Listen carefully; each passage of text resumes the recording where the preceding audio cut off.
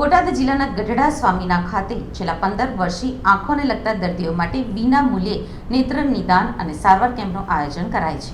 બોટાદ જિલ્લાના ગઢડા સ્વામીના ખાતે છેલ્લા 15 વર્ષથી આંખોને લગતા દર્દીઓ માટે વિના મૂલ્યે નેત્ર નિદાન અને સારવાર કેમ્પનું આયોજન થાય છે.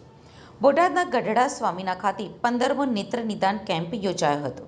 ગઢડા જગન્નાથજી રથયાત્રા સમિતિના પ્રયત્નોથી 1100થી વધારે લોકોના વિના મૂલ્યે આંખોના ઓપરેશન થયા છે. આપનો પરિચય? મારું નામ ચંદ્રકાંત લાઠીગરા, ગઢડા જગન્નાથજી રથયાત્રા સમિતિના પ્રમુખ તરીકેની મારી જવાબદારી. આજે ગઢડા રથયાત્રા સમિતિ દ્વારા નેત્ર નિદાન કેમ્પનું આયોજન કરવામાં આવ્યું છે, તેના વિશે જણાવશો? જી, આજે ગઢડા શહેરમાં ભગવાન શ્રી જગન્નાથજી રથયાત્રા સમિતિ દ્વારા આજે 15મો નેત્ર નિદાન કેમ્પ આજે ગઢડાની અંદર યોજાણો છે.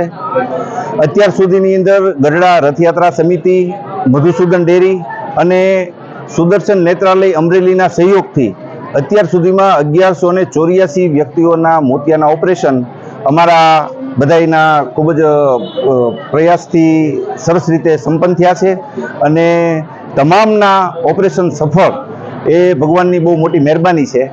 ઉપરાંત આ સિવાયની પણ પ્રવૃત્તિઓ ગઢડા રથયાત્રા સમિતિ ઘણી કરતી હોય છે.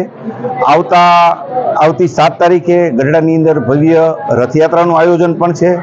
તો આપ દ્વારા જે કોઈ આપના વ્યુઅર્સ હોય તમામને અમે ગઢડા રથયાત્રા સમિતિ દ્વારા સૌને રથયાત્રાની અંદર પધારવા હાર્દિક આમંત્રણ પાઠવીએ છીએ.